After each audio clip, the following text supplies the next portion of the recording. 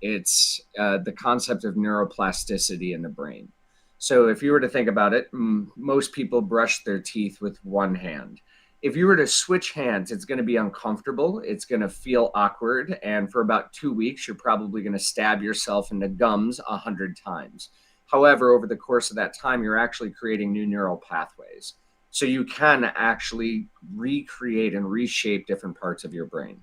From a practical side of things, it is all about understanding what behavior is going to get me the best possible outcomes and how do I cultivate the behaviors within that context.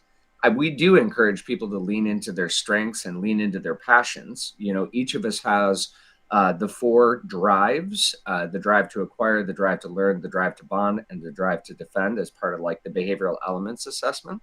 But with that being said, we can learn to navigate certain behaviors in certain contexts. If we over rely on one set of behaviors, ultimately we're not necessarily fulfilling our capacity as a human.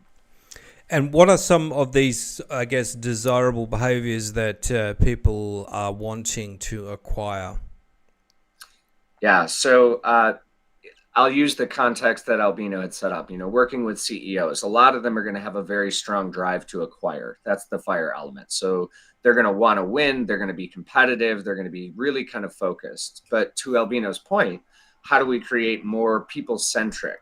I'll give you an example of myself. I am a fire element. I am very competitive. And over the course of COVID, I taught my 10-year-old nephew how to play chess.